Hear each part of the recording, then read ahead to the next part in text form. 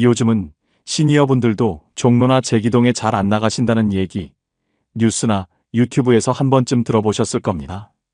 탑골공원 장기판이 사라지고 콜라텍도 문을 닫고 사람들의 발길이 조용히 다른 곳으로 옮겨가고 있죠. 30년 동안 피땀 흘려 올린 김진수 씨의 종로 건물도 예외는 아니었습니다. 월세는 반토막, 세입자는 떠나고 이 건물을 팔아야 할지 붙잡아야 할지 고민이 깊어졌습니다. 서울 종로 3가 메인 거리에서 한 블록 들어간 좁은 골목 안쪽 낡은 2층짜리 다세대 건물 옥상에서 김진수 씨는 손때 묻은 등기부등본을 펼쳐들었습니다. 30살 격리과장으로 첫 월급을 받던 해 김진수 씨는 종로 골목 안쪽의 소형 대지를 어렵게 장만했습니다. 사람들은 잘 몰랐지만 그곳에 작은 꿈을 심었죠. 40살 즈음엔 반지하와 1층 원룸 몇 칸을 지었습니다. 처음부터 2층까지 올릴 수 있게 기초를 튼튼히 놓았습니다. 50살에는 건물 위에 한 층을 더 올렸습니다. 그리고 60살이 되던 해 대출까지 모두 갚았죠. 이 건물은 김진수 씨 인생 그 자체였습니다. 여보, 이제 이 건물도 마지막이네. 옆에서 최미선 씨가 조용히 고개를 끄덕입니다. 30년 넘게 살아온 종로 골목. 창문 너머로 탑골공원이 보였습니다. 하지만 예전처럼 사람들로 북적이지는 않았습니다. 장기판을 두던 어르신들도 사라졌습니다. 제기동 콜라텍 앞에서 웃고 떠들던 사람들도 이제는 보이지 않았습니다. 하나둘 문을 닫은 약국 골목. 을씨년스럽게 남은 간판들만이 예전의 흔적을 말해주고 있었습니다. 언제부턴가 이 동네는 달라졌습니다. 세입자들이 하나둘 떠나기 시작했고 빈 방은 석 달째 공실로 남았습니다. 원룸 월세는 처음엔 60만 원이었습니다. 하지만 50만 원으로 내려갔습니다. 지금은 40만 원까지 떨어졌습니다. 아무리 조건을 낮춰도 젊은 사람들은 종로를 찾지 않았습니다. 지금 이 건물에서 나오는 월세 수입은 180만 원. 부부가 받는 국민연금 120만 원을 합쳐도 생활비 280만 원을 채우기엔 빠듯했습니다. 당뇨약, 혈압약, 정형외과 치료비, 매달 적자였습니다. 김진수 씨는 등기부를 천천히 접었습니다. 이대로 있으면 안 되겠어. 이젠 굴려야 해. 그날 저녁 부부는 30년 넘게 알고 지낸 부동산 중개인 박 씨에게 전화를 걸었습니다. 잠깐만요. 이야기를 이어가기 전에 노후 자산 때문에 고민하고 계시다면 구독과 좋아요 꼭 눌러주세요. 같은 고민을 하시는 분들께 큰 힘이 됩니다.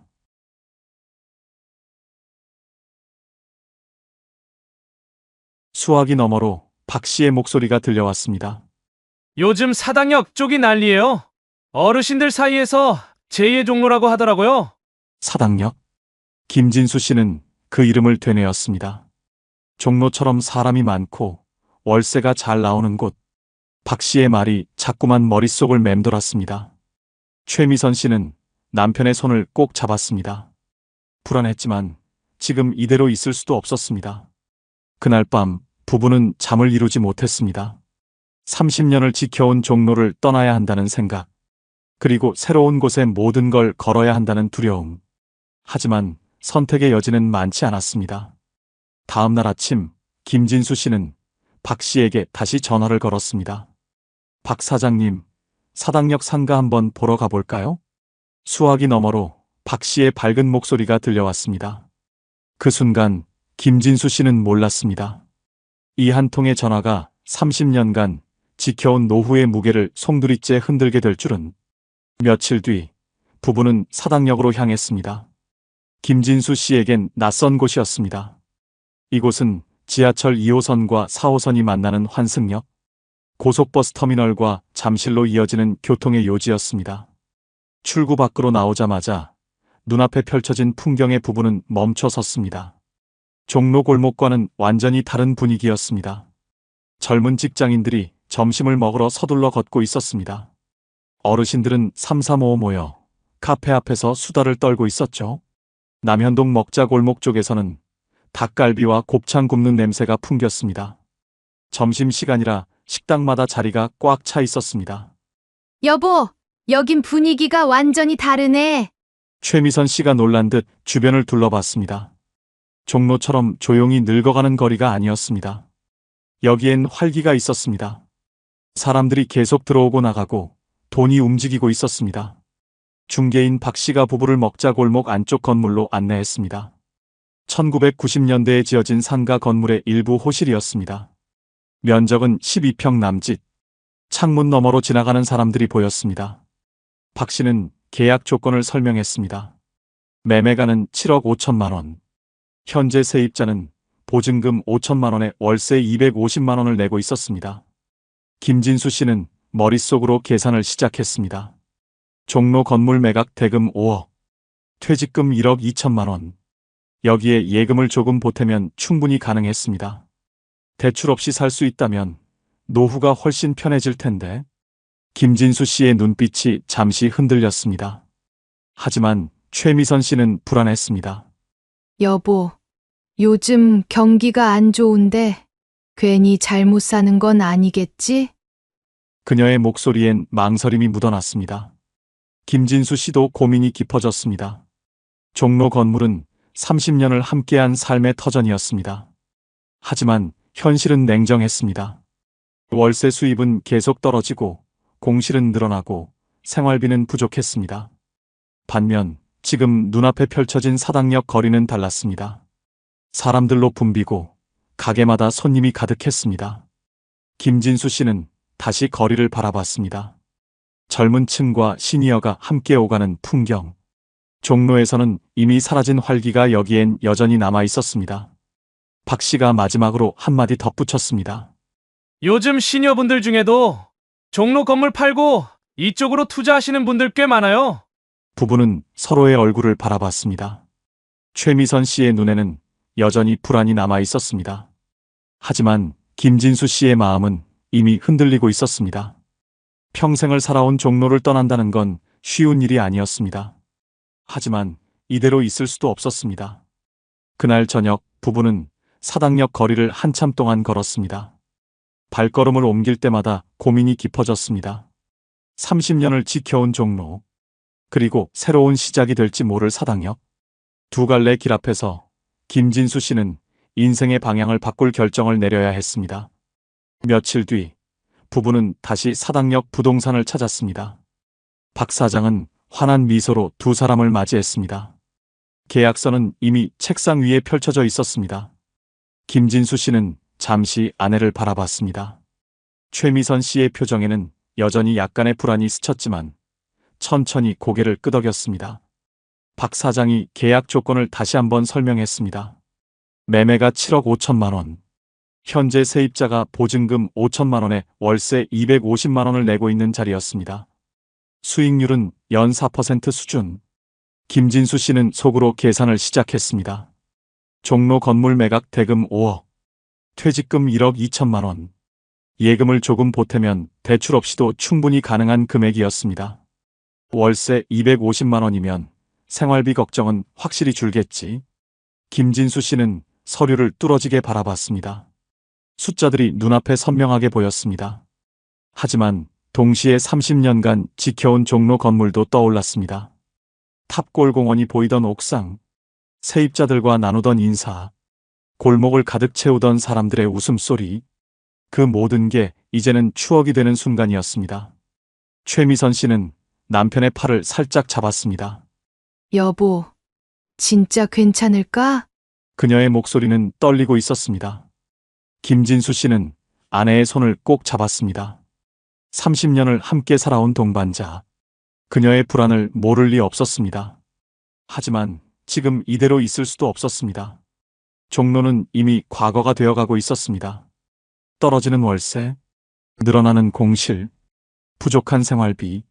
현실은 냉정했습니다. 김진수 씨는 조용히 펜을 들었습니다. 손끝이 조금 떨렸습니다. 하지만 망설임 없이 계약서에 사인했습니다. 사인 한 번으로 종로의 30년을 뒤로하고 새로운 삶을 향해 나아가는 순간이었습니다. 계약이 끝났습니다. 부동산을 나서자 사당역 거리는 여전히 북적였습니다. 젊은 직장인들이 점심을 먹으러 서둘러 걷고 어르신들은 삼삼오오 모여 카페 앞에서 수다를 떨고 있었습니다. 남현동 먹자 골목 쪽에서는 닭갈비와 곱창 굽는 냄새가 풍겼습니다. 종로와는 완전히 다른 활기가 느껴졌습니다. 부부는 잠시 걸음을 멈추고 서로를 바라봤습니다. 최미선 씨의 눈엔 여전히 불안이 남아 있었습니다. 하지만 김진수 씨의 눈빛은 달랐습니다. 그의 눈빛엔 결연함이 서려 있었습니다. 이젠 바꿀 때야. 그렇게 부부는 새로운 출발을 시작했습니다. 종로에서 사당역으로, 30년의 삶에서 새로운 노후로. 김진수 씨는 사당역 거리를 걸으며 생각했습니다. 월세 250만 원이면 생활비 걱정도 덜 수 있을 것 같았습니다. 연금 120만 원과 합치면 370만 원. 생활비 280만 원을 내고도 여유가 생길 터였습니다. 하지만 김진수 씨는 아직 몰랐습니다. 이 결정이 앞으로 얼마나 큰 파도를 불러올지, 그리고 그 파도가 부부의 노후를 얼마나 흔들게 될지. 사당역 상가 계약을 마친 지 한 달이 지났습니다. 어느 날 오후, 김진수 씨의 휴대폰에 문자 한 통이 도착했습니다. 입금 완료 250만 원. 처음으로 사당 상가의 월세가 들어온 날이었습니다. 김진수 씨는 화면을 한참 바라봤습니다. 손가락으로 숫자를 여러 번 확인했습니다. 250만 원. 종로 건물에서 받던 180만 원보다 70만 원이나 많았습니다. 이제 진짜 시작이구나. 김진수 씨는 최미선 씨에게 휴대폰을 보여줬습니다. 아내의 눈이 커졌습니다. 그동안 불안해하던 표정이 조금씩 풀리기 시작했습니다. 두 사람은 말없이 서로를 바라봤습니다. 오랜만에 느껴지는 안도감이었습니다. 그날 저녁 부부는 소박한 외식을 했습니다. 예전엔 병원비나 공과금에 쓸까 아껴뒀겠지만 오늘만큼은 달랐습니다. 집 근처 칼국수 집에서 2그릇을 시켰습니다. 김치도 추가로 주문했습니다. 작은 사치였지만 부부에겐 큰 의미였습니다. 여보, 이제 숨 좀 돌리겠다. 최미선 씨의 얼굴에 모처럼 미소가 번졌습니다. 김진수 씨도 고개를 끄덕였습니다. 월세 250만 원에 연금 120만 원. 매달 370만 원의 안정적인 현금 흐름이 생긴 셈이었습니다. 생활비 280만 원을 내고도 90만 원이 남았습니다. 부부는 그동안 미뤄왔던 일들을 하나씩 시작했습니다. 최미선 씨는 밀려있던 치과 진료를 예약했습니다. 김진수 씨는 혈압약을 한 달치 넉넉하게 샀습니다. 예전 같았으면 약값 아껴보려고 격일로 먹었을 텐데 이젠 그럴 필요가 없었습니다. 생활비 적자 걱정에 시달리던 밤도 줄어들었습니다. 김진수 씨는 밤마다 통장 잔고를 확인하며 한숨 쉬던 습관에서 벗어났습니다. 최미선 씨는 마트에서 장을 볼 때 가격표를 덜 신경 쓰게 됐습니다. 작은 변화들이었지만 부부의 삶은 조금씩 여유를 되찾고 있었습니다. 김진수 씨는 문득 종로 시절을 떠올렸습니다. 텅 빈 방을 바라보며 걱정만 하던 시간들. 월세 40만 원으로 떨어진 원룸. 석 달째 세입자가 나타나지 않던 공실. 그때는 매일이 불안했습니다. 하지만 이제는 그 자리를 새로운 안정감이 채워주고 있었습니다. 어느 토요일 오후, 부부는 사당역 상가를 직접 찾아갔습니다. 세입자가 운영하는 분식집이었습니다. 손님들이 꽤 많았습니다. 김진수 씨는 창문 너머로 그 모습을 지켜봤습니다. 사람들이 계속 들어오고 나갔습니다. 장사가 잘 되는 것 같았습니다. 마음이 놓였습니다. 여보, 잘한 것 같지? 최미선 씨가 남편의 팔을 꼭 잡았습니다. 김진수 씨는 고개를 끄덕였습니다. 종로를 떠나길 잘했다는 생각이 들었습니다. 사당역은 역시 달랐습니다. 사람들로 붐비고 가게마다 손님이 가득했습니다. 하지만 세상 일은 늘 계획대로만 흘러가진 않습니다. 평온한 시간은 그리 오래가지 않았습니다. 그 평온이 얼마나 짧을지 이때의 부부는 아직 알지 못했습니다. 봄비가 내리던 어느 월요일, 김진수 씨는 상가를 둘러보러 사당역으로 향했습니다. 그런데 가게 앞 풍경이 전과 달랐습니다. 출입구 근처에 공사용 가림막이 세워져 있었습니다. 인도를 정비하는 굴착기가 설치돼 있었고 도로 정비 공사 기간 2개월이라는 현수막이 걸려 있었습니다. 김진수 씨는 걸음을 멈췄습니다. 점심시간이 가까워왔지만 거리는 평소보다 한산했습니다. 공사 때문에 사람들의 발길이 끊긴 것 같았습니다. 분식집 안을 들여다봤습니다. 손님이 몇 명뿐이었습니다. 며칠 전만 해도 자리가 꽉 차 있던 모습이 떠올랐습니다. 김진수 씨의 표정이 굳어졌습니다. 그날 저녁 김진수 씨는 세입자에게 전화를 걸었습니다. 세입자는 한숨부터 쉬었습니다. 목소리가 지쳐 있었습니다. 사장님, 솔직히 말씀드리면 요즘 장사가 너무 안 됩니다. 코로나 이후로 매출이 반 토막 났어요. 김진수 씨는 말을 잇지 못했습니다. 세입자의 목소리가 이어졌습니다. 임대료, 재료비, 인건비 내면 남는 게 없어요. 버티는 것도 한계예요. 게다가 이번에 공사까지 시작됐잖아요. 2달 동안 손님이 더 줄 텐데. 전화를 끊고 나자 김진수 씨는 한참을 멍하니 앉아 있었습니다. 최미선 씨가 남편의 표정을 보고 물었습니다. 여보, 무슨 일이야? 김진수 씨는 세입자와의 통화 내용을 전했습니다. 최미선 씨의 얼굴이 창백해졌습니다. 두 사람은 식탁에 마주 앉아 한참을 말없이 있었습니다. 뉴스에서는 자영업 폐업률이 최고치를 경신했다는 소식이 흘러나왔습니다. 경기 침체, 고금리, 인건비 상승, 모든 게 자영업자들을 짓누르고 있었습니다. 김진수 씨는 최근 뉴스를 떠올렸습니다. 서울 곳곳에서 상가 공실이 늘고 있다는 기사, 월세를 감당하지 못해 문 닫는 가게들, 임대료를 깎아달라는 요구가 빗발친다는 이야기. 그게 남의 일이 아니었습니다. 이러다 월세까지 밀리는 건 아닐까? 김진수 씨의 머릿속이 복잡해졌습니다. 월세 250만 원. 그 돈으로 생활비를 충당하고 병원비를 내고 조금씩 여유를 찾아가던 참이었습니다. 만약 그 돈이 끊긴다면 생각만 해도 막막했습니다. 최미선 씨는 남편의 손을 꼭 잡았습니다. 여보, 괜찮겠지? 김진수 씨는 대답하지 못했습니다. 괜찮다고 말할 수가 없었습니다. 처음 월세가 들어오던 날의 안도감, 그 따뜻했던 기억이 이제는 아득하게 느껴졌습니다. 서서히 불안이 스며들고 있었습니다. 그날 밤 김진수 씨는 쉽게 잠들지 못했습니다. 천장을 바라보며 여러 가지 생각이 머릿속을 맴돌았습니다.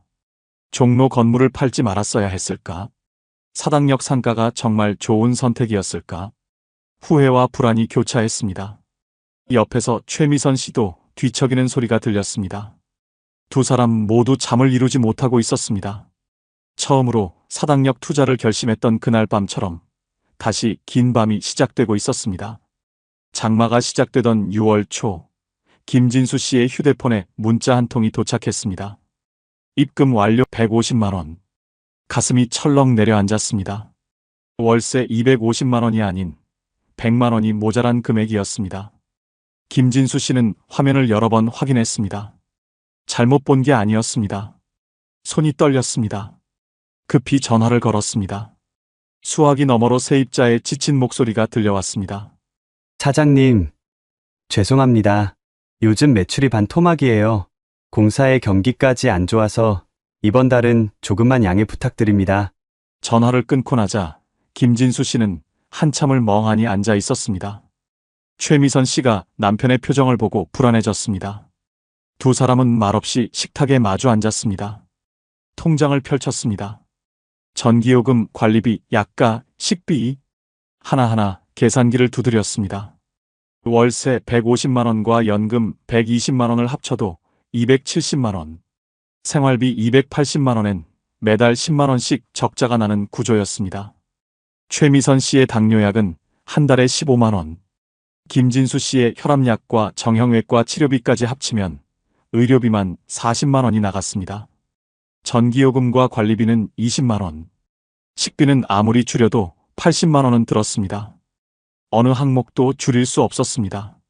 며칠 뒤 세입자가 직접 찾아왔습니다. 얼굴에는 피로와 초조함이 가득했습니다. 손에는 가게 장부를 들고 있었습니다. 조심스럽게 말을 꺼냈습니다. 사장님, 월세를 조금만 내려주실 수 있을까요? 최소한 몇 달만이라도요.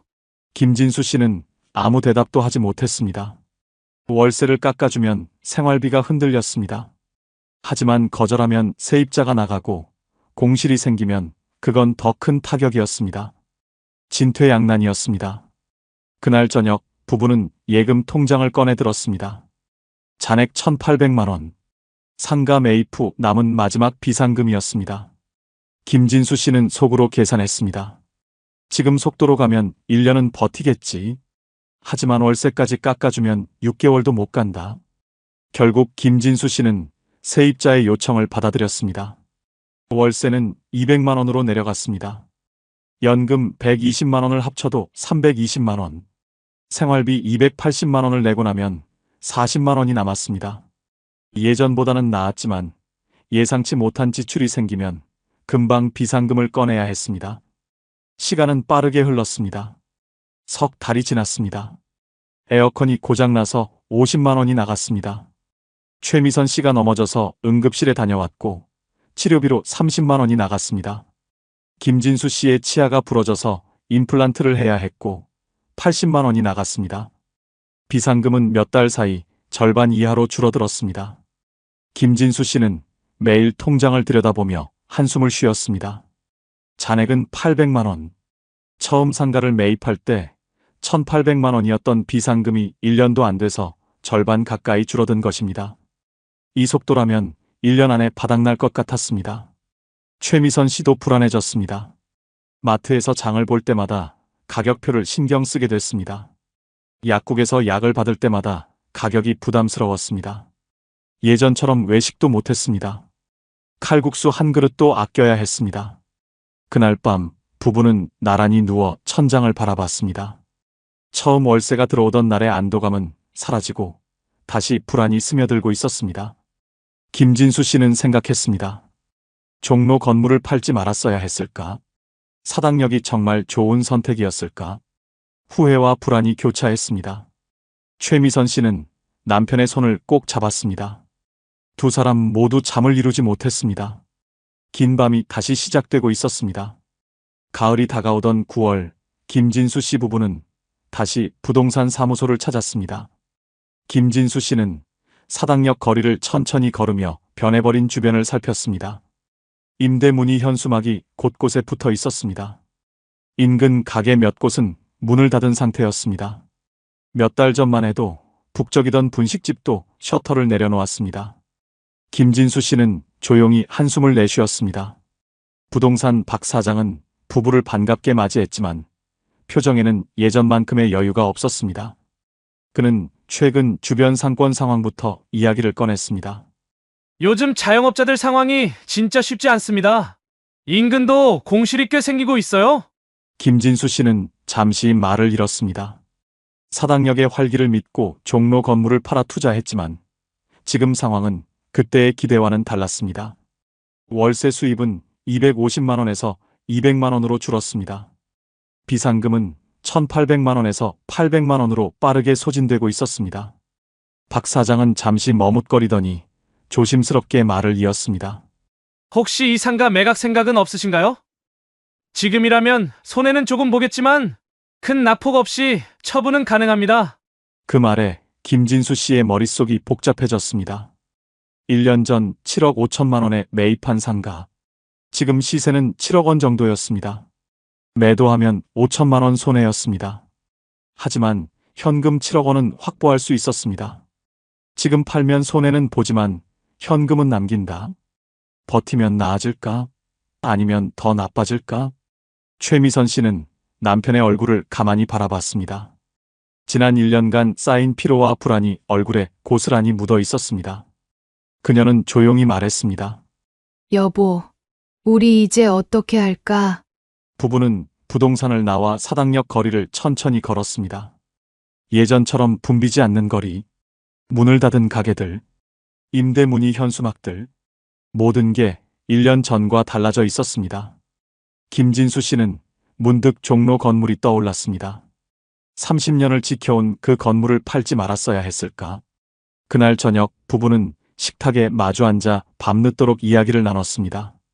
팔아서 현금으로 전환할지 아니면 조금 더 버텨서 상권 회복을 기다릴지 어느 쪽도 쉽게 답이 나오지 않았습니다. 매도하면 7억 원 정도의 현금을 확보해 원금 일부를 지킬 수 있었습니다. 문제는 그 돈을 어디에 다시 투자하느냐였습니다. 지금 같은 경기에서 마땅한 수익처를 찾기는 쉽지 않았습니다. 7억 원을 예금해도 월 233만 원 수준, 연금 120만 원을 합쳐도 353만 원, 생활비를 빼면 70만 원 남짓이었습니다. 반대로 버티면 어떻게 될까? 상권이 회복되면 월세가 다시 오를 수도 있었습니다. 하지만 상황이 더 나빠지면 비상금까지 바닥날 위험이 있었습니다. 세입자가 나가면 공실이 되고 새 세입자를 구하기도 쉽지 않았습니다. 김진수 씨는 계산기를 두드렸습니다. 비상금 800만 원, 월세 200만 원과 연금 120만 원을 합쳐도 320만 원, 생활비 280만 원을 내고 나면 40만 원이 남았습니다. 하지만 예상치 못한 지출이 생기면 금방 비상금을 써야 했습니다. 이 속도라면 1년 안에 비상금이 바닥날 것 같았습니다. 최미선 씨는 남편의 손을 꼭 잡았습니다. 두 사람은 말없이 서로를 바라봤습니다. 30년을 함께 살아온 동반자. 이 선택도 함께 해야 했습니다. 김진수 씨는 고개를 떨궜습니다. 종로에서의 30년보다 사당역에서의 1년이 훨씬 더 길고 지치게 느껴졌습니다. 처음 월세가 들어오던 날의 기쁨, 그 따뜻했던 순간은 이제 아득한 기억이 됐습니다. 그날 밤 김진수 씨는 잠들지 못하고 천장을 바라봤습니다. 팔 것인가, 버틸 것인가. 선택의 순간은 점점 다가오고 있었습니다. 가을이 깊어가던 어느 날, 김진수 씨는 사당역 상가 근처 벤치에 앉아 거리를 바라보고 있었습니다. 1년 전만 해도 이 거리를 걸을 때는 기대와 설렘이 가득했습니다. 하지만 지금은 마음 한켠이 무거웠습니다. 주변에는 여전히 공실이 늘어나고 있었고 북적이던 분식집도 다시 문을 열지 않았습니다. 김진수 씨는 천천히 고개를 들었습니다. 사당역 앞으로 오가는 사람들의 발걸음은 여전히 분주했습니다. 하지만 그 속에서 그는 낯선 이방인처럼 느껴졌습니다. 종로에서의 30년, 사당역에서의 1년. 2시간은 전혀 다른 무게로 다가왔습니다. 종로에는 익숙한 골목이 있었습니다. 세입자들과 나누던 인사가 있었습니다. 탑골공원이 보이던 옥상에서 바라보던 풍경이 있었습니다. 숫자로는 설명할 수 없는 삶이 있었습니다. 하지만 사당역 상가는 달랐습니다.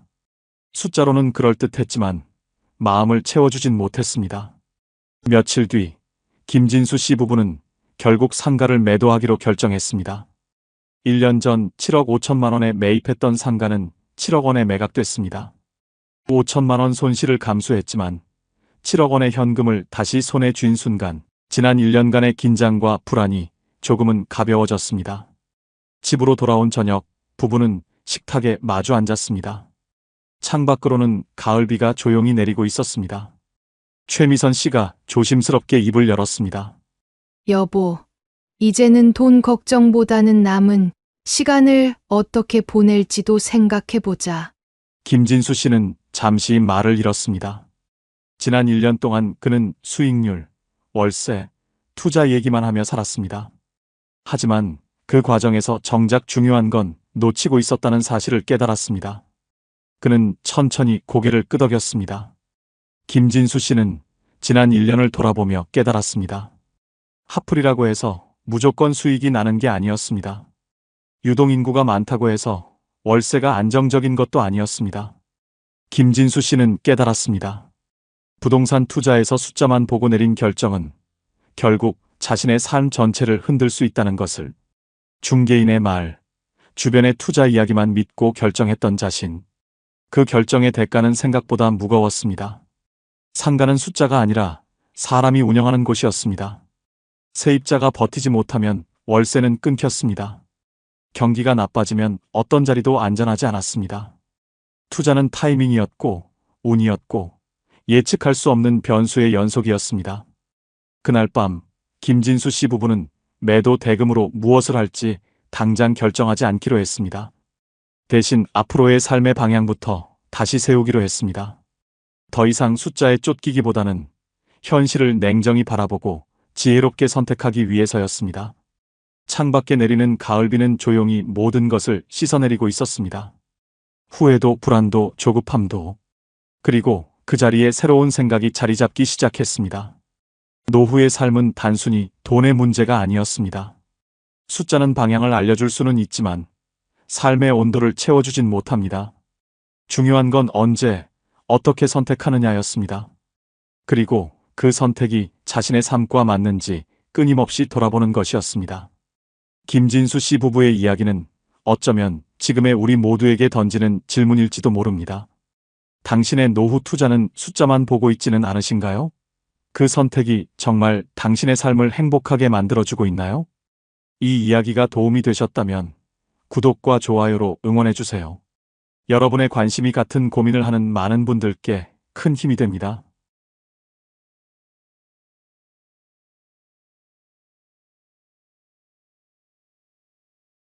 내가 이걸 왜 샀을까? 미쳤지. 세월이 흐르는데 아직도 그날의 계약서 냄새가 납니다. 그때는 몰랐어요. 그 선택이 내 노후를 송두리째 무너뜨릴 줄은. 저는 노후에 월세 받으려고 상가를 샀습니다. 퇴직금 2억 8천 전부를요. 그런데 그 상가는 8년 만에 제 인생을 싹혔습니다. 2025년 여름, 부동산 중개사무소. 저는 책상 앞에 앉아 있습니다. 중개인이 서류를 넘기며 싸게 팔라고 말합니다. 이걸 1억 6천에요? 그럼 그냥 공짜나 다름없잖아요. 저는 서류를 내려다봤습니다. 손이 떨렸습니다. 매매가 1억 6천만 원.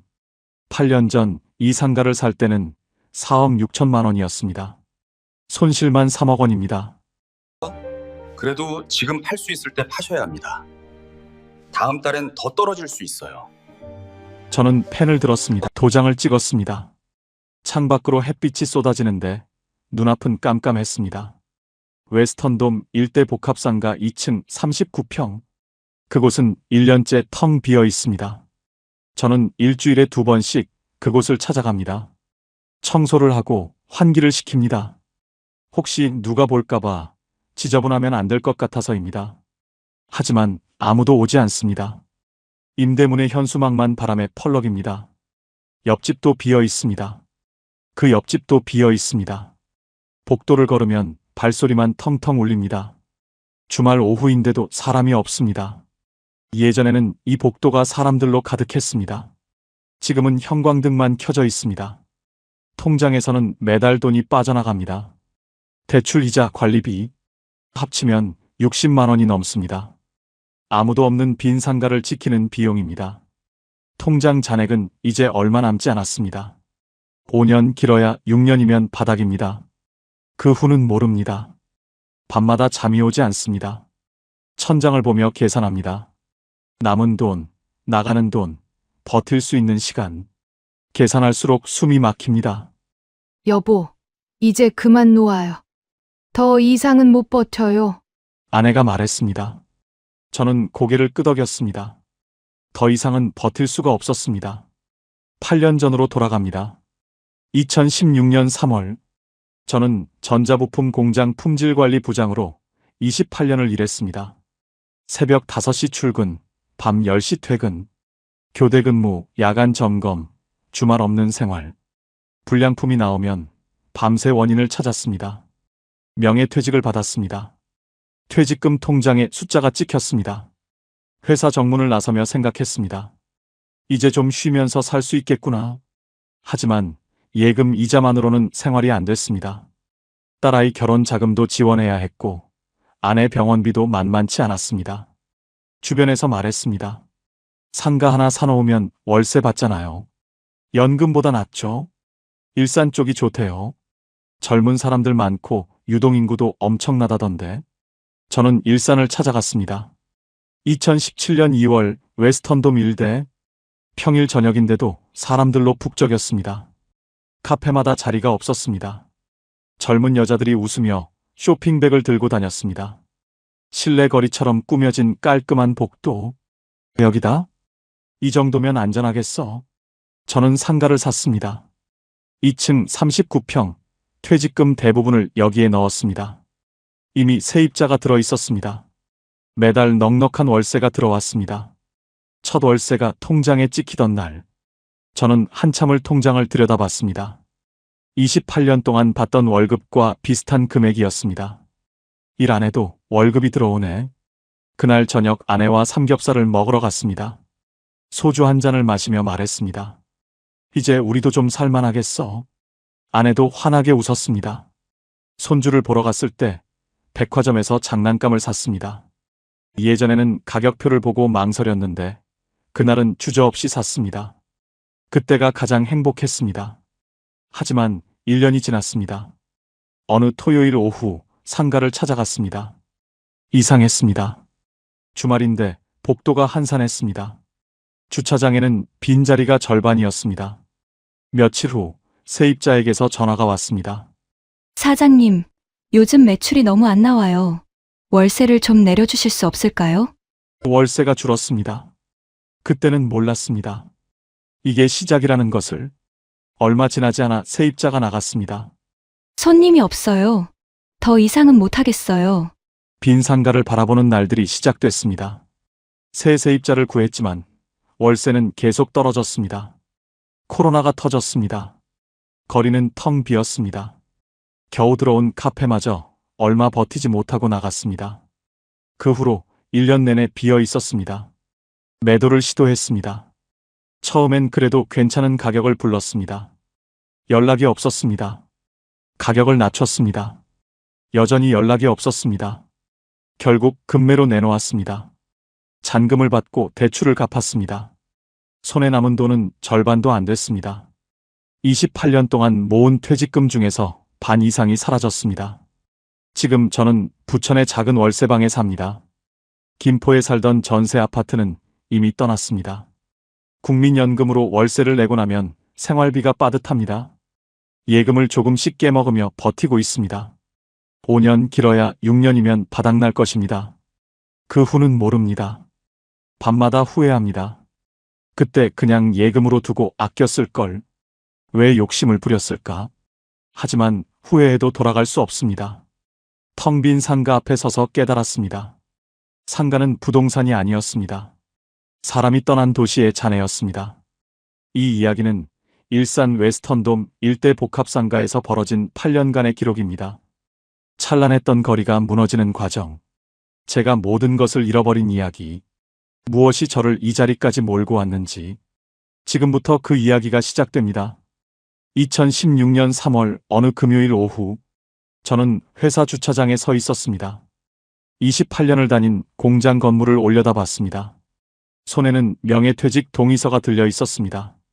정년까지 4년 남았는데, 하지만 선택의 여지가 없었습니다. 구조조정 1순위 명단에 제 이름이 올라 있었습니다. 거부하면 정리해고 대상이었습니다. 명예퇴직을 받으면 퇴직금이 조금 더 나왔습니다. 인사팀 과장이 말했습니다. 좋은 결정이라고, 요즘 같은 시대에 이 정도 퇴직금이면 괜찮다고. 저는 아무 대답도 하지 못했습니다. 통장에 숫자가 찍혔습니다. 2억 8천만 원.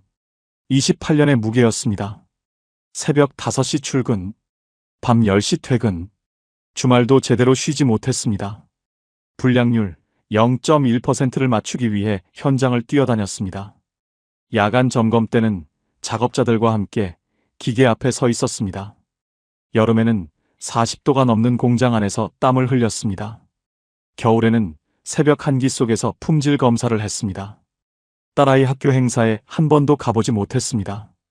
아내 생일도 제대로 챙기지 못했습니다. 그렇게 28년을 버텼습니다. 손에 남은 것은 통장의 숫자뿐이었습니다. 집으로 돌아왔습니다. 김포 고촌 전세 아파트였습니다. 아내가 저녁을 차려놓고 기다리고 있었습니다. 고생했다고, 이제 좀 쉬면서 살라고 했습니다. 저는 고개를 끄덕였습니다. 하지만 마음이 편치 않았습니다. 그날 밤 계산을 했습니다. 퇴직금 2억 8천만 원, 은행 예금 금리 2%, 1년 이자가 560만 원, 한 달로 나누면 46만 원 정도였습니다. 생활비는 최소 250만 원이 필요했습니다.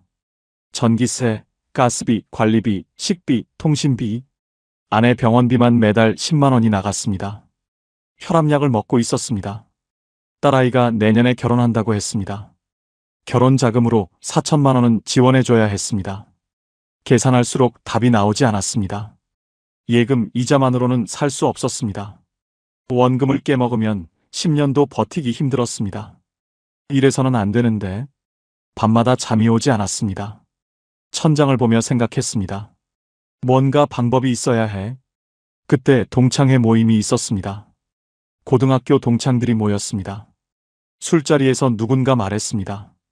요즘 상가 투자가 괜찮다고, 월세 받으면 연금보다 낫다고, 일산에 상가 하나 샀는데 월세만 300만 원 넘게 받는다고, 일산은 요즘 잘 나간다고, 젊은 사람들 엄청 많다고.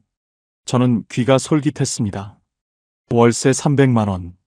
그 정도면 생활비가 충분했습니다. 집으로 돌아와 인터넷을 검색했습니다. 일산 상가 투자.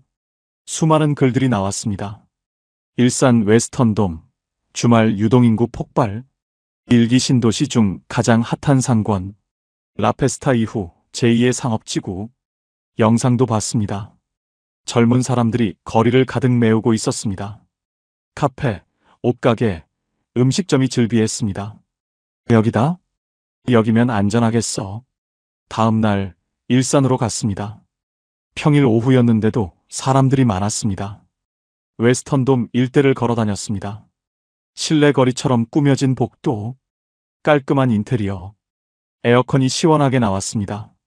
카페에 들어가 커피를 마셨습니다. 젊은 여자들이 수다를 떨고 있었습니다. 옆 테이블에서는 엄마와 딸이 쇼핑백을 놓고 쉬고 있었습니다. 이 정도면 충분해. 부동산에 들어갔습니다. 중개인이 말했습니다. 여기는 요즘 제일 잘 나가는 곳이라고. 공실이 거의 없다고. 2층 39평짜리가 나왔는데 세입자가 있다고. 매달 월세 340만 원이 들어온다고. 보증금 8천만 원에 월세 340만 원. 계약 기간 아직 1년 반 남았다고. 매매가는 4억 6천만 원이라고. 저는 계산했습니다. 월세 340만 원.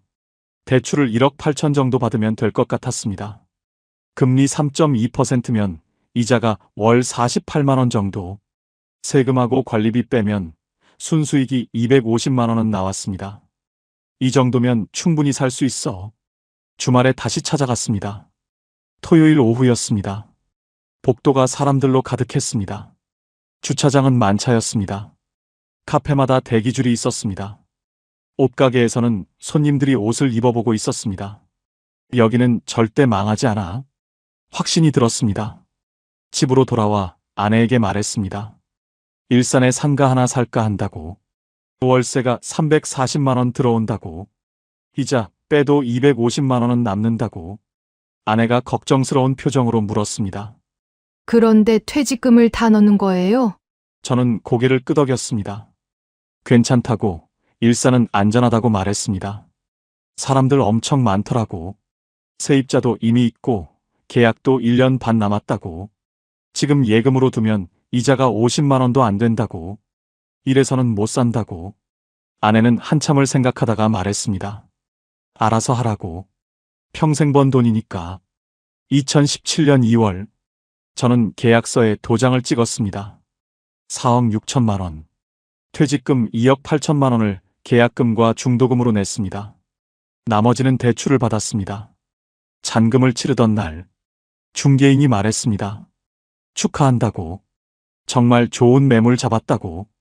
여기는 절대 안 떨어진다고. 저는 환하게 웃었습니다. 등기부등본을 받아들었습니다. 이제 됐어. 이제 살 수 있어. 그날 밤 가족들과 외식을 했습니다. 딸아이에게 말했습니다. 결혼자금 걱정하지 말라고. 아빠가 다 준비했다고. 아내도 오랜만에 밝은 표정이었습니다. 한 달 후 첫 월세가 들어왔습니다. 통장을 확인했습니다. 340만 원. 28년 동안 받던 월급과 비슷한 금액이었습니다. 저는 통장을 보며 한참을 웃었습니다. 일 안 해도 월급이 들어오네. 그날이 가장 행복했습니다.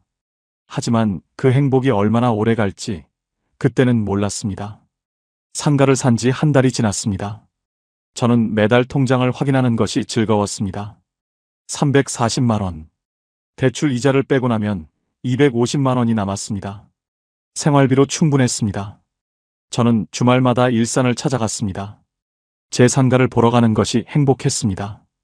2층 39평, 복도 한가운데 자리. 세입자는 여성 의류 매장을 운영하고 있었습니다. 주말이면 손님들로 붐볐습니다. 젊은 여자들이 옷을 입어보고 사진을 찍고 계산을 했습니다.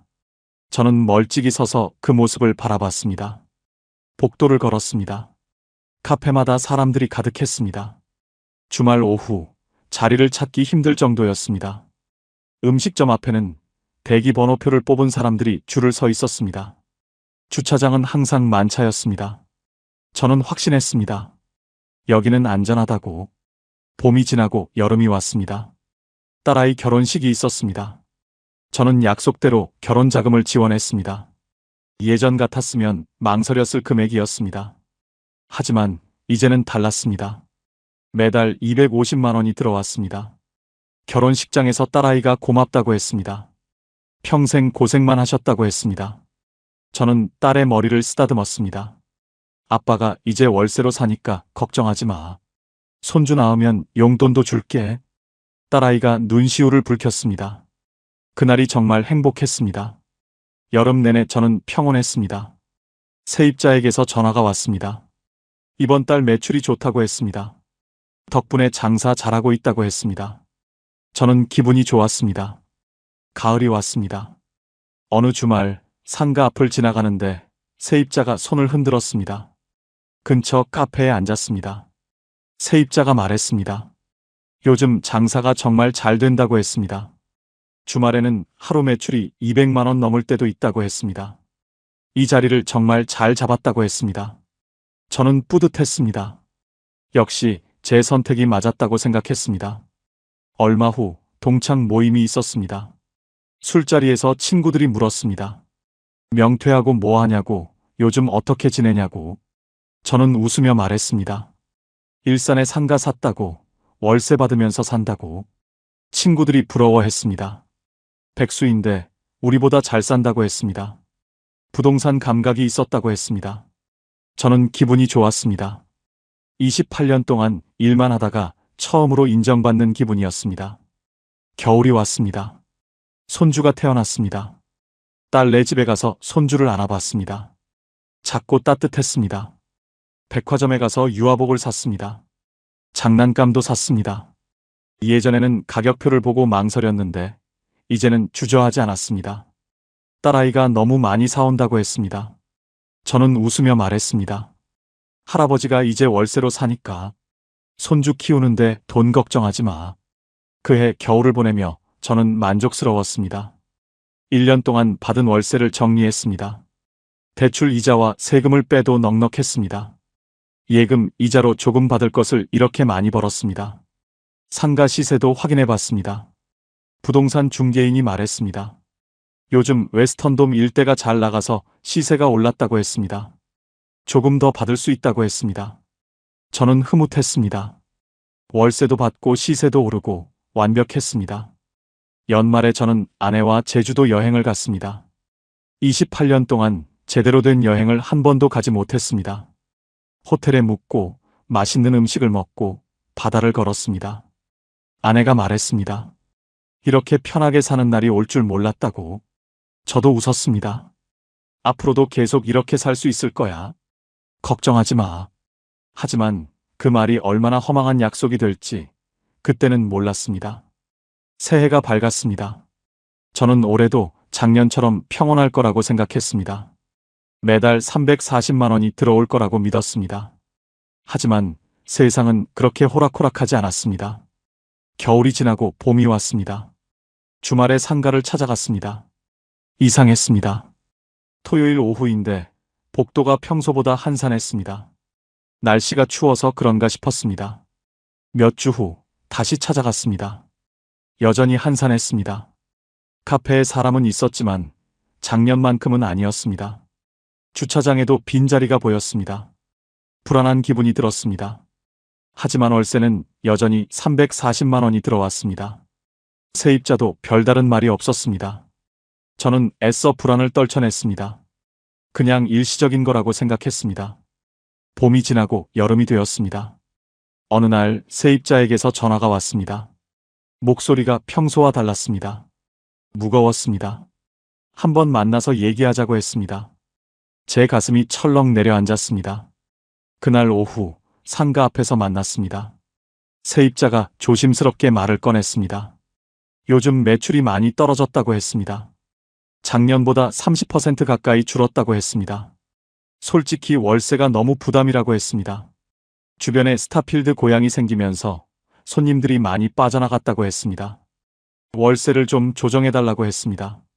저는 아무 말도 하지 못했습니다. 즉답을 피했습니다. 생각해보겠다고 했습니다. 집으로 돌아오는 길, 머릿속이 복잡했습니다. 월세를 깎아줘야 하는지, 다른 세입자를 구해야 하는지. 그 주말, 다시 상가를 찾아갔습니다. 복도를 천천히 걸었습니다. 확실히 사람이 줄었습니다. 작년 이맘때와는 달랐습니다. 임대문의 현수막이 곳곳에 붙어 있었습니다. 공실이 늘어나고 있었습니다. 부동산에 들어가 물어봤습니다. 요즘 세입자 구하기 어떤지 물었습니다. 중개인이 한숨을 쉬었습니다. 솔직히 힘들다고 했습니다. 공실나면 반년 이상 걸린다고 했습니다. 요즘 다들 조심한다고 했습니다. 저는 등골이 서늘했습니다. 몇 주가 지났습니다. 저는 매일 밤 고민했습니다. 통장 잔액을 확인했습니다. 만약 공실이 되면 수입이 끊겼습니다. 대출 이자는 매달 나갔습니다. 관리비도 내야 했습니다. 버틸 수 있을지 자신이 없었습니다. 가을바람이 불기 시작했습니다. 저는 결심했습니다. 세입자에게 전화를 했습니다. 300만 원이면 계속하실 수 있으세요? 세입자가 고맙다고 했습니다. 계속하겠다고 했습니다. 전화를 끊고 한참을 멍하니 앉아 있었습니다. 340만 원이 300만 원이 되었습니다. 한 달에 40만 원이 줄었습니다. 순수익은 210만 원으로 떨어졌습니다. 그날 밤 잠이 오지 않았습니다. 불길한 예감이 들었습니다. 창밖으로 가을바람이 불었습니다. 차갑고 쓸쓸했습니다. 저는 그때 느꼈습니다. 뭔가 잘못되기 시작했다는 것을. 하지만 그때는 몰랐습니다. 이것이 끝이 아니라 시작이라는 것을. 월세가 300만 원으로 줄었습니다. 저는 통장을 보며 한숨을 쉬었습니다. 대출 이자 48만 원, 관리비, 세금을 빼면 순수익이 200만 원 정도였습니다. 50만 원이 줄었습니다. 생활비가 빠듯해졌습니다. 하지만 저는 애써 긍정적으로 생각하려 했습니다. 그래도 월세는 들어오고 있었습니다. 공실보다는 나았습니다. 조금만 참으면 다시 좋아질 거야. 가을이 깊어졌습니다. 저는 주말마다 상가를 찾아갔습니다. 복도를 걸으며 주변을 살폈습니다. 사람은 있었지만 예전만큼은 아니었습니다. 공실 현수막이 점점 늘어났습니다. 3개, 5개, 7개. 한 달이 지날 때마다 늘어났습니다. 불안했습니다. 겨울이 왔습니다. 크리스마스 시즌이었습니다. 예전에는 이맘때가 가장 붐볐습니다. 하지만 올해는 달랐습니다. 복도에 크리스마스 장식은 있었지만 사람은 많지 않았습니다. 젊은 사람들이 보이지 않았습니다. 주차장도 한산했습니다. 저는 세입자 가게 앞을 지나갔습니다. 손님이 2명뿐이었습니다. 예전 같았으면 가게가 사람들로 가득 찼을 시간이었습니다. 불안감이 커졌습니다. 새해가 밝았습니다. 저는 올해는 좀 나아지길 바랐습니다. 하지만 현실은 달랐습니다. 봄이 왔지만 사람은 늘지 않았습니다. 어느 날 세입자에게서 전화가 왔습니다. 목소리가 무거웠습니다. 만나자고 했습니다. 저는 그 전화를 받는 순간 알았습니다. 안 좋은 소식이라는 것을. 상가 앞에서 만났습니다. 세입자가 말했습니다. 더 이상은 못하겠다고. 요즘 하루 매출이 50만 원도 안 된다고. 월세 300만 원을 내면 적자라고. 죄송하지만 나가겠다고. 저는 아무 말도 하지 못했습니다. 언제까지 하실 수 있으세요? 세입자가 대답했습니다. 다음 달까지만 하겠다고. 그때까지 다른 세입자를 구해달라고. 정말 미안하다고. 저는 고개를 끄덕였습니다. 세입자가 나갔습니다. 저는 빈 상가 안에 서 있었습니다. 39평. 텅 비어 있었습니다. 유리문에 먼지가 쌓이기 시작했습니다. 저는 임대문의 현수막을 걸었습니다. 부동산에 연락했습니다. 세입자를 구해달라고 했습니다. 중개인이 말했습니다. 요즘 힘들다고. 일단 올려는 놓겠다고. 연락 오면 바로 전화하겠다고. 하지만 연락은 오지 않았습니다. 한 달이 지났습니다. 두 달이 지났습니다. 세 달이 지났습니다. 전화는 한 통도 오지 않았습니다. 저는 매주 상가를 찾아가 청소를 했습니다. 먼지를 닦고 환기를 시켰습니다. 혹시 누가 볼까봐였습니다. 하지만 아무도 오지 않았습니다. 통장에서는 매달 돈이 빠져나갔습니다. 대출 이자 48만 원, 관리비 13만 원, 합쳐서 61만 원이었습니다. 수입은 없는데 지출만 계속됐습니다. 저는 예금을 깨기 시작했습니다. 한 달에 60만 원씩. 통장 잔액이 줄어들었습니다. 불안했습니다. 여름이 되었습니다. 공실 5개월째였습니다. 저는 월세를 낮추기로 했습니다. 부동산에 연락했습니다. 월세 250만 원으로 내리겠다고 했습니다. 중개인이 말했습니다. 그래도 연락해보겠다고. 하지만 여전히 전화는 오지 않았습니다. 가을이 왔습니다. 공실 8개월째였습니다. 저는 다시 월세를 낮췄습니다. 200만 원으로. 그제야 연락이 왔습니다. 카페를 하려는 사람이라고 했습니다. 한번 보러 오겠다고 했습니다. 저는 그날 새벽부터 상가를 청소했습니다. 먼지를 닦고 유리창을 닦고 바닥을 닦았습니다. 오후에 그 사람이 왔습니다. 30대 초반 남자였습니다. 상가를 둘러보고 나서 말했습니다. 생각해보겠다고. 연락하겠다고.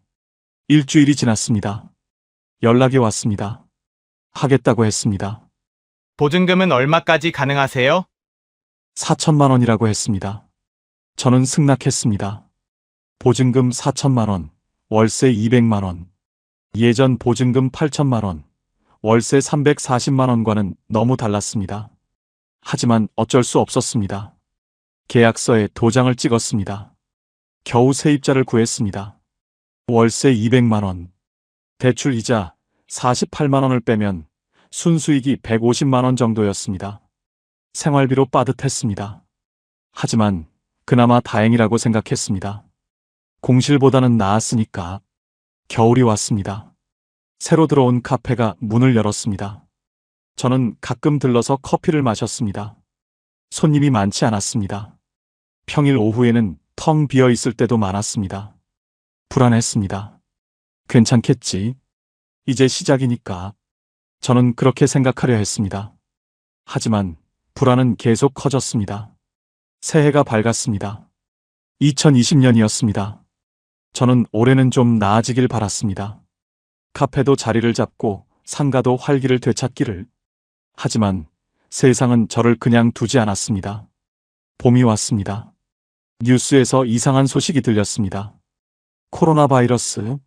중국에서 시작된 전염병이라고 했습니다. 처음에는 남의 나라 일인 줄 알았습니다. 하지만 얼마 지나지 않아 한국에도 퍼졌습니다. 사람들이 마스크를 쓰기 시작했습니다. 거리가 텅 비기 시작했습니다. 저는 상가를 찾아갔습니다. 복도가 조용했습니다. 평일도 아닌 토요일 오후였는데 사람이 거의 없었습니다. 카페에 들어갔습니다. 손님이 한 명도 없었습니다. 세입자가 카운터에 멍하니 앉아 있었습니다. 저는 커피를 주문했습니다. 아무 말도 하지 못했습니다. 그냥 커피를 마시고 나왔습니다. 가슴이 답답했습니다. 이건 아닌데. 저는 그때 느꼈습니다. 뭔가 크게 잘못되고 있다는 것을. 하지만 어떻게 할 수가 없었습니다. 코로나는 제가 막을 수 있는 것이 아니었습니다. 저는 그저 지켜볼 수밖에 없었습니다. 제 상가가, 제 노후가 무너지는 것을. 코로나가 모든 것을 바꿔놓았습니다. 2020년 봄부터 여름까지 거리는 텅 비었습니다. 웨스턴돔 일대는 유령 도시가 되었습니다. 저는 주말마다 상가를 찾아갔습니다. 복도를 걸었습니다. 발소리만 메아리 쳤습니다. 예전에 북적이던 카페들은 문을 닫았습니다. 옷가게들도 하나둘씩 사라졌습니다. 임대문의 현수막이 복도 곳곳에 걸렸습니다. 10개, 15개, 20개. 공실이 폭발적으로 늘어났습니다. 제 상가 카페도 힘들어했습니다. 하루 매출이 10만 원도 안 된다고 했습니다. 월세 200만 원을 내기 힘들다고 했습니다. 저는 무슨 말을 해야 할지 몰랐습니다. 여름이 지나고 가을이 왔습니다. 세입자에게서 전화가 왔습니다. 목소리가 떨리고 있었습니다. 사장님, 죄송합니다. 이번 달 월세를 조금만 늦춰주실 수 있을까요? 저는 대답했습니다. 알겠다고, 천천히 주라고. 하지만 가슴이 철렁 내려앉았습니다. 한 달이 지났습니다. 월세가 들어오지 않았습니다. 2달이 지났습니다. 여전히 들어오지 않았습니다. 저는 연락을 했습니다. 세입자가 울먹이며 말했습니다. 정말 죄송하다고. 지금 통장에 돈이 없다고. 조금만 더 기다려달라고. 저는 기다렸습니다. 하지만 통장에서는 계속 돈이 빠져나갔습니다. 대출 이자 48만 원, 관리비 13만 원, 매달 61만 원씩 제 예금이 줄어들었습니다. 겨울이 왔습니다. 석 달째 월세가 들어오지 않았습니다. 저는 예금을 계속 깨먹었습니다. 한 달에 61만 원씩, 석 달이면 180만 원이 넘었습니다. 통장 잔액이 빠르게 줄었습니다. 불안이 공포로 바뀌었습니다. 이러다가 다 잃는 거 아닌가? 새해가 밝았습니다. 2021년이었습니다. 세입자에게서 연락이 왔습니다. 사장님, 정말 죄송합니다. 저 이제 못하겠어요. 가게 문 닫아야 할 것 같아요. 저는 한참을 말이 없었습니다. 밀린 월세가 600만 원이었습니다. 세입자가 말했습니다. 보증금에서 빼라고. 정말 미안하다고. 보증금 4천만 원. 밀린 월세 600만 원을 빼면 3,400만 원이었습니다. 저는 그 돈을 돌려줬습니다. 다시 공실이 되었습니다. 저는 또 임대문에 현수막을 걸었습니다. 부동산에 연락했습니다. 중개인이 한숨을 쉬었습니다. 지금은 힘들다고 했습니다. 코로나 때문에 아무도 상가 안 한다고 했습니다. 공실률이 40%가 넘는다고 했습니다. 그래도 올려는 놓겠다고 했습니다. 하지만 기대하지 말라고 했습니다. 봄이 왔습니다. 공실 3개월째였습니다. 전화는 한 통도 오지 않았습니다. 여름이 왔습니다. 공실 6개월째였습니다.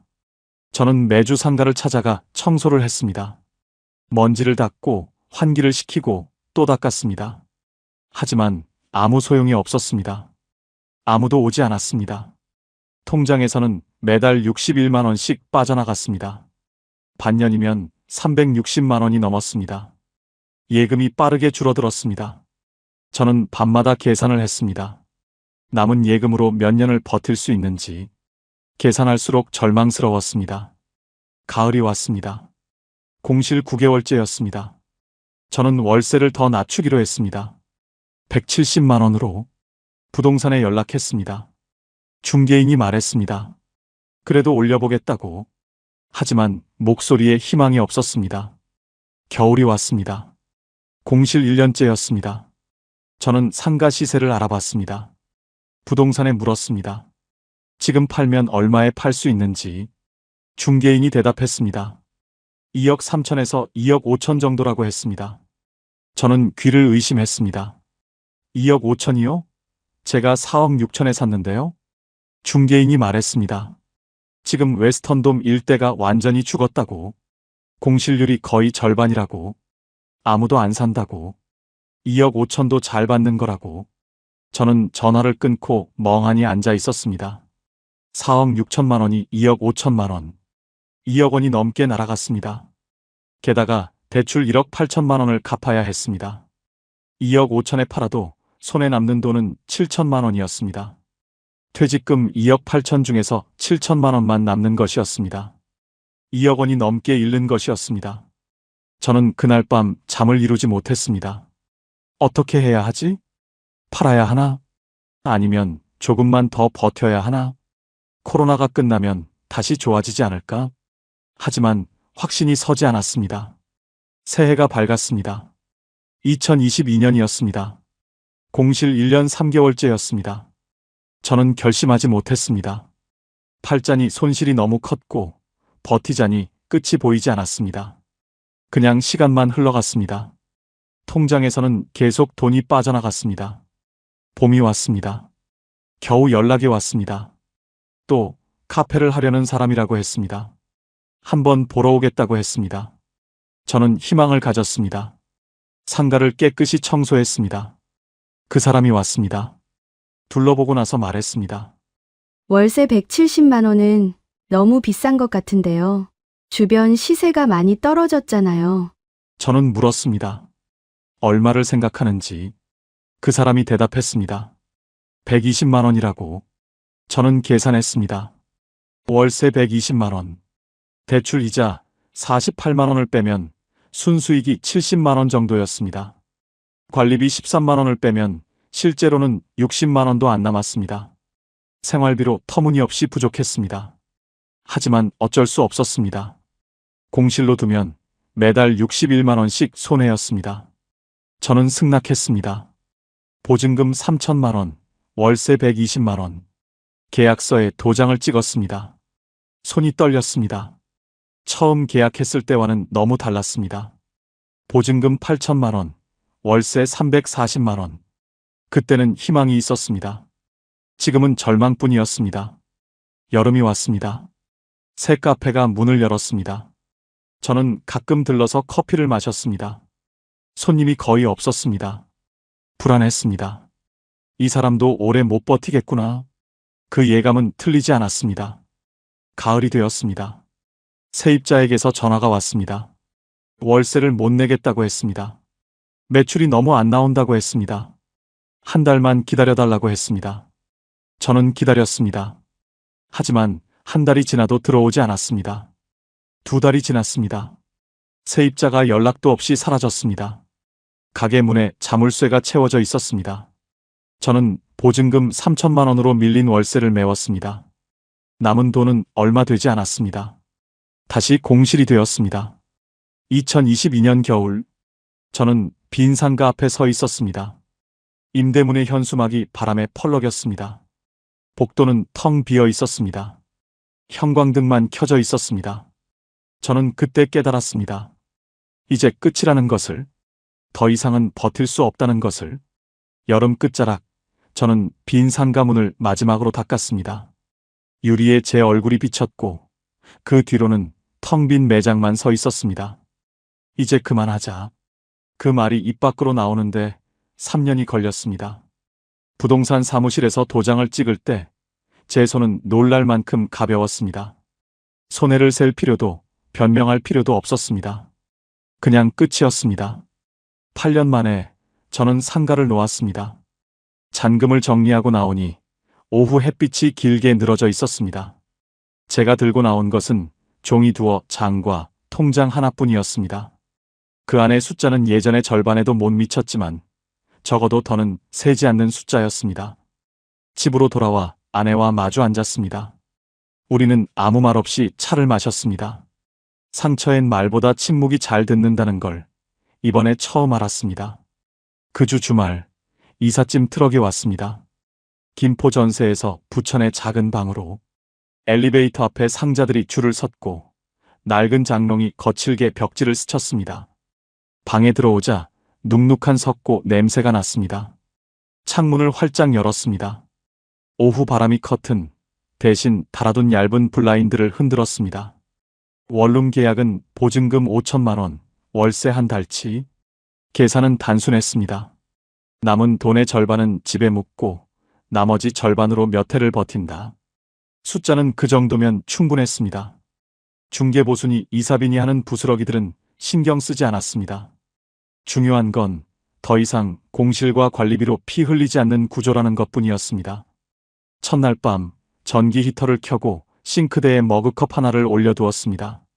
컵에 물이 반쯤 차 있을 때 이상하게 마음이 가라앉았습니다. 저는 휴대폰 메모장을 열고 다음 4줄을 적었습니다. 월세와 관리비 먼저, 식비와 교통비 상한, 병원비 한도, 남은 현금 월별 기록. 예전엔 상가 통장에 찍히는 숫자를 기다렸습니다. 이제는 제가 숫자를 정하기로 했습니다. 기다리는 삶에서 결정하는 삶으로 방향을 바꾸는 일. 생각보다 어렵지 않았습니다. 어려웠던 건 그걸 인정하기까지의 시간뿐이었죠. 밤이 깊어지자 창밖으로 버스가 쉬지 않고 지나갔습니다. 창살 사이로 흘러들어오는 헤드라이트가 방 안벽을 타고 움직였습니다. 저는 그 빛을 눈으로 따라가다가 문득 상가의 마지막 장면을 떠올렸습니다. 형광등 아래 반짝이던 빈 바닥, 바람에 떨리던 임대문의 천. 그 장면이 이제는 이상하게도 기록 사진처럼 보였습니다.